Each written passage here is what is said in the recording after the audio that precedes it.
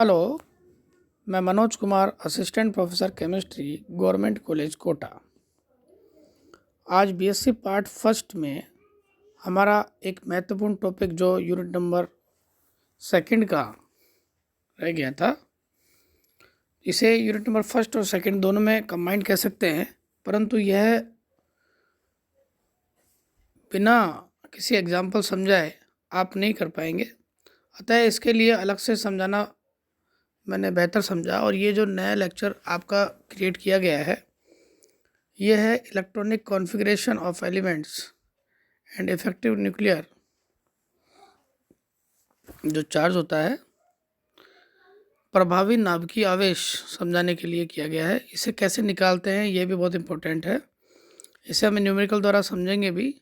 तो सबसे पहले तो आपको इलेक्ट्रॉनिक कॉन्फ़िगरेशन, काफ़ी लड़कों ने ये बताया कि उनको इलेक्ट्रॉनिक कॉन्फ़िगरेशन लिखने में दिक्कत आती है और वे पूरी तरह से समझ नहीं पाते कि इलेक्ट्रॉनिक कॉन्फ़िगरेशन किसी एलिमेंट का कैसे लिखा जाए। तो मैं स्पष्ट कर देना चाहता हूँ दो बातें कि इलेक्ट्रॉनों की संख्या, सबसे पहले आपको इलेक्ट्रॉन और प्रोटॉन की संख्या जो होती है वो बराबर होती है। किसी भी परमाणु क्रमांक, जो एलिमेंट का जो परमाणु क्रमांक होता है, परमाणु का जो परमाणु क्रमांक होता है, उसी के बराबर इलेक्ट्रॉनों की संख्या होती है।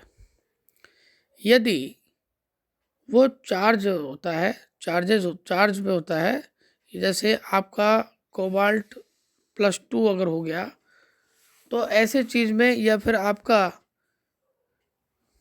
कोई जैसे आई माइनस हो गया, आयोडाइड हो गया, तो इन दोनों एग्जाम्पलों से ये होता है कि अगर चार्जेज इसके ऊपर होते हैं तो वो माइनस और प्लस के हिसाब से, प्लस यदि अगर जितना चार्जेस प्लस का होता है उतने इलेक्ट्रॉन उसमें से घट जाते हैं, लेकिन उसका परमाणु क्रमांक या प्रोटॉन की जो संख्या है वो बराबर रहती है।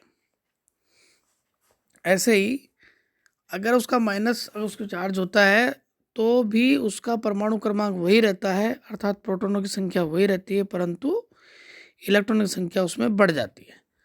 तो तीन प्रकार के ये हो गए। एक तो होता है न्यूट्रल। न्यूट्रल में तो न्यूट्रल अगर एटॉमिक अगर आपका है तो उसमें तो परमाणु क्रमांक जो होगा, जो भी परमाणु क्रमांक होगा वो क्या होगा, उसमें होगी प्रोटॉनों की संख्या, और जो प्रोटॉनों की संख्या होगी वही होगी उसके अंदर इलेक्ट्रॉनों की संख्या। दूसरी बात ध्यान रखें कि तत्वों के इलेक्ट्रॉनिक विन्यास उनके विशिष्ट गुण हैं। इससे खाली इलेक्ट्रॉन बढ़ना ही नहीं दिखाया जाता, बाकायदा ये भी बताया जाता है कि वो उसके विशिष्ट रासायनिक और भौतिक गुण किस प्रकार के होंगे, वो स्टेबिलिटी को प्राप्त है कि नहीं है, वो कितना प्राकृतिक रूप से स्टेबल है कि नहीं है। और तो इसमें इलेक्ट्रॉनिक विन्यास में दो चीज़ें बहुत इंपॉर्टेंट होती है। एक तो इलेक्ट्रॉनों की संख्या और उसके भरने का ऊर्जा क्रम।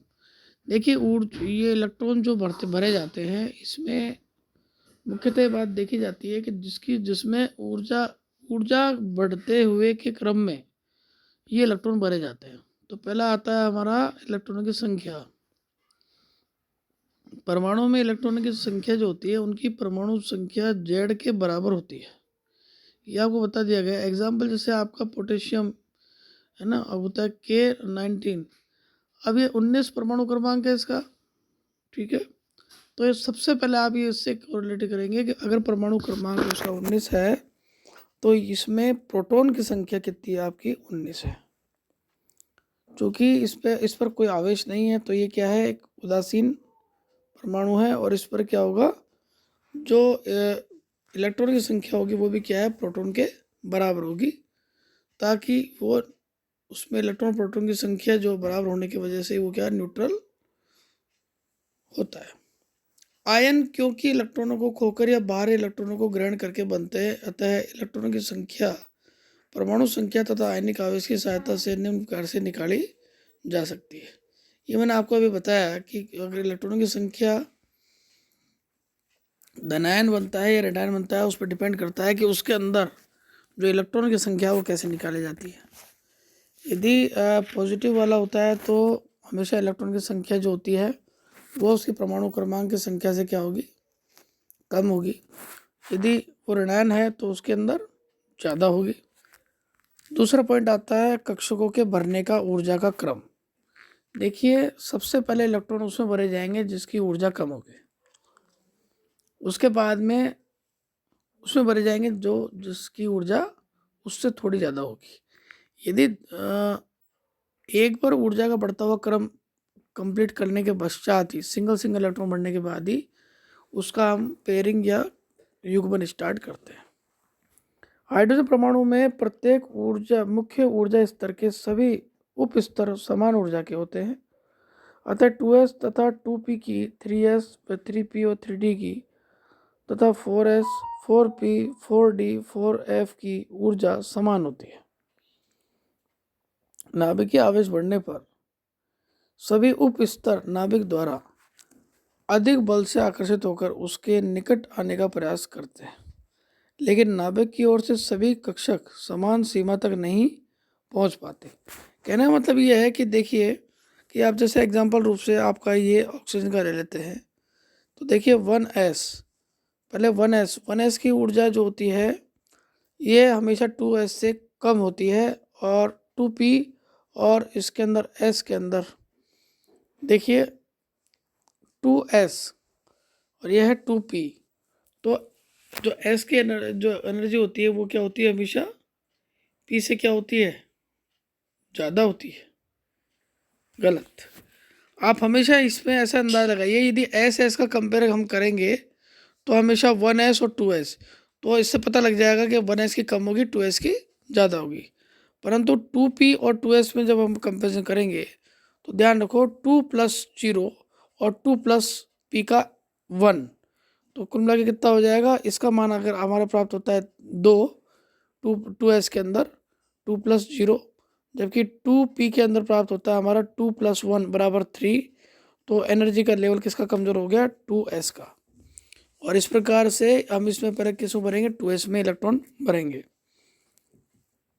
तो ऊर्जा का जो क्रम है लगातार बढ़ेगा उसके हिसाब से इलेक्ट्रॉन बढ़ता जाएगा।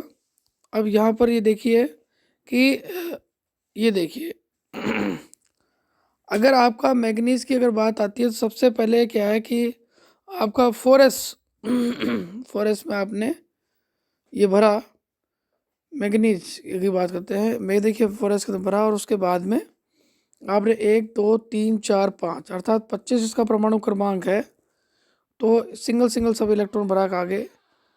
जबकि क्रोमियम में भी सेम इलेक्ट्रॉनिक विन्यास आ रहा है, लेकिन वहाँ पे 4s के अंदर क्या आता है, एक सिंगल इलेक्ट्रॉन आता है। क्यों आता है, क्योंकि अगर हम इसको 4 देखिए, अगर ये 3D में अगर 4 इलेक्ट्रॉन होते हैं तो उन 4 की बजाय अगर हम इसको 5 कर दें, तो 5 अगर सिंगल कर देते हैं तो ये हाफ फील्डेड डी ऑर्बिटल हो जाता है 3d5। 3d5 का मीनिंग होता है कि ये इसका स्थायित्व जो होता है ना 3d4 की तुलना में बहुत ज़्यादा होता है। ध्यान रखिए, एनर्जी कम होगी तो स्थायित्व ज़्यादा होगा, और इस प्रकार से इलेक्ट्रॉन बढ़ने का जो क्रम होता है वो क्या होगा, सिंगल सिंगल होगा। स्टेबिलिटी की वजह से क्या है, इलेक्ट्रॉन इसमें भरे जाते हैं और F4s के अंदर सिंगल इलेक्ट्रॉन रह जाता है। जबकि Mn की जब बात आती है तो पहले क्या करते हैं, 4s में भर के और उसके बाद में 5 इलेक्ट्रॉन इसमें भरे जाते हैं। देखिए अब आपको कुछ अपवाद स्वरूप भी चीज़ें आती हैं। इस श्रृंखला में क्रोमियम 3d5 4s1 तथा कॉपर 3d10 4s1। यहाँ पर भी देखिए एक वही चीज़ लगती है कि जो भी आपका D9 वाली श्रृंखला आती है तो D9 के अंदर क्या रहता है हमारा 3d10 की तुलना में 3d9 जो होता है वो क्या होता है, बहुत ही कम स्टेबल होता है। अतः हम क्या करेंगे, वहाँ पे 4s1 इलेक्ट्रॉन, एक इलेक्ट्रॉन निकल कर स्टेबिलिटी की कंप्लीट करने की वजह से या स्टेबिलिटी बढ़ाने की वजह से क्या होता है 3d10 में चल जाए, वो 9 से जुड़ जाता है और क्या हो जाता है 3d10 यहाँ पे इलेक्ट्रॉनिक कॉन्फ़िगरेशन हो जाता है। इस प्रकार से क्या है, ये स्टेबल रह पाता है। इस प्रकार ये दो बातें बताता है कि यदि अगर आपका अर्ध इलेक्ट्रॉनिक विन्यास है ना, यदि अर्ध पूर्ण इलेक्ट्रॉनिक विन्यास और पूर्ण पूरित इलेक्ट्रॉनिक विन्यास अगर आपका हाफ फील्डेड और फुली फील्डेड अगर प्राप्त हो पा रहे हैं तो D9 की तुलना में और D4 की तुलना में ये दोनों ही पहले प्राप्त होंगे और इसके बाद और क्या होता है, स्टेबिलिटी भी इसमें बढ़ जाती है।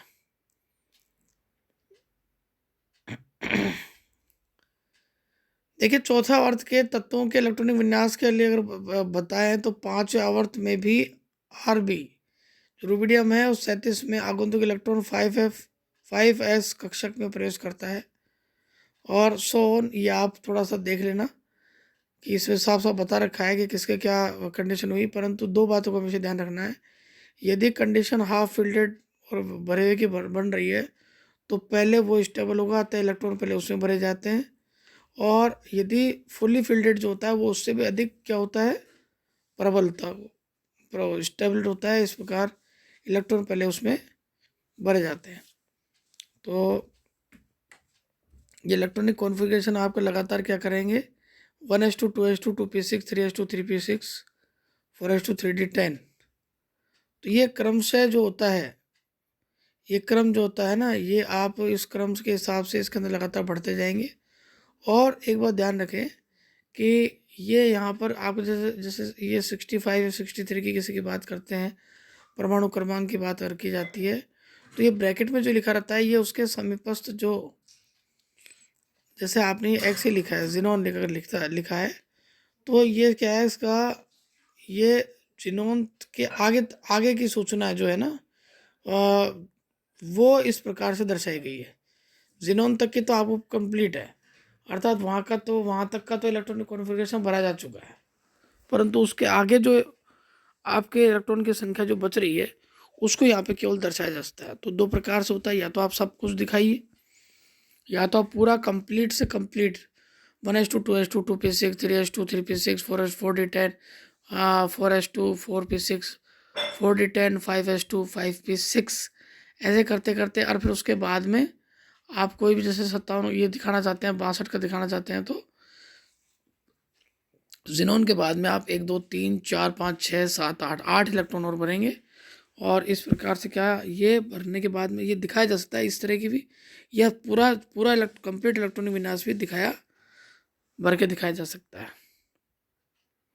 इलेक्ट्रॉनिक कॉन्फ़िगरेशन से ही आगे हम संकरण का अध्ययन कर पाएंगे। इलेक्ट्रॉनिक कॉन्फ़िगरेशन से ही हमारी एक एक सूचना प्राप्त होती है। अगर हम किसी भी सूचना को देना चाहेंगे तो उससे पहले, जैसे अब ये कोई भी एक एग्जांपल अगर हम ले लेते हैं तो आप देखेंगे कि उसमें लास्ट अंतिम इलेक्ट्रॉन किस में आ रहा है, अर्थात वो किस ब्लॉक का एलिमेंट है, एस पी या डी का, ये पता लग जाता है। दूसरा ये पता लग जाता है कि ये कहाँ स्टैंड कर रहा है, कि लास्ट में अनपेयर्ड इलेक्ट्रॉन है कि नहीं है, और इसमें कितने डी या एफ इत्यादि किस ऑर्बिटल में कितने अनपेयर्ड इलेक्ट्रॉन प्रेजेंट हैं, पदार्थ की प्रकृति अनुचुंबकीय है कि नहीं है, ये सभी जो सूचनाएं होती हैं हमें से प्राप्त हो जाती है। तो इलेक्ट्रॉनिक कॉन्फ़िगरेशन अपने आप में एक एड्रेस होता है जो कि एक उस तत्व के बारे में सभी प्रकार की सूचना हमें देता है। और इस इलेक्ट्रॉनिक विन्यास को हम परमाणु क्रमांक के बराबर जो संख्या होती है उतनी इलेक्ट्रॉन की संख्या मानकर उससे भरते हैं। इलेक्ट्रॉनिक विन्यास संबंधी उपयुक्त विवेचना को कुछ निम्न नियमों से सादा संक्षेप में लिखा जा सकता है।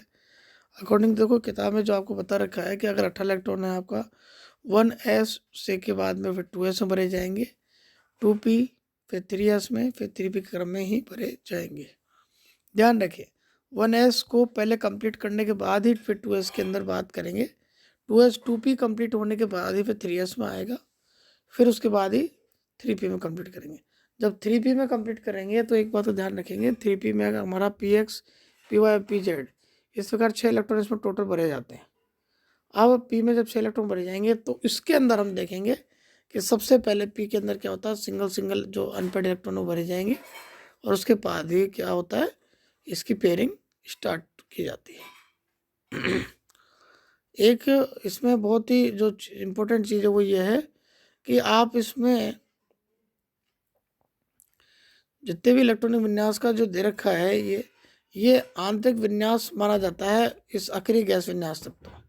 और उसके बाद जो बाद वाले जो इलेक्ट्रॉन जो बच जाते हैं, जिसको हम शो करके दिखा रहे हैं, ये सारे ज़्यादा आंतरिक विन्यास के बाहर का आता है। अर्थात इलेक्ट्रॉन में कभी भी कोई अगर पॉजिटिविटी या अगर पॉजिटिव या नेगेटिव अगर साइन अगर लगाते हो आप, तो इलेक्ट्रॉन जो भरा जाएगा वहाँ वो आंतरिक विन्यास के अंदर कोई चेंज नहीं ला पाता है। ये सिर्फ बाहरी जो इलेक्ट्रॉनिक विन्यास है उसमें चेंज लाता है। ये आपको जो दिखाया गया है, ये क्या दिखाया गया है बताओ? ये ऊर्जा स्तर में परिवर्तन को दर्शाता है और प्रथम 3 आवर्तों के तत्वों के इलेक्ट्रॉन विन्यास इसमें दिखाया गया है। यहाँ पर आपको बता ही दिया गया है। इलेक्ट्रॉनिक कॉन्फ़िगरेशन कंप्लीट होने के बाद ही आप नेक्स्ट जो लेसन हमारा उसमें पढ़ेंगे, टॉपिक में पढ़ेंगे, जिसका नाम होगा इफेक्टिव न्यूक्लियर चार्ज। ठीक है, तो इसको हम नेक्स्ट उसमें नेक्स्ट चलो लेक्चर उसमें पढ़ेंगे। तब तक के लिए थैंक यू, गुड नाइट।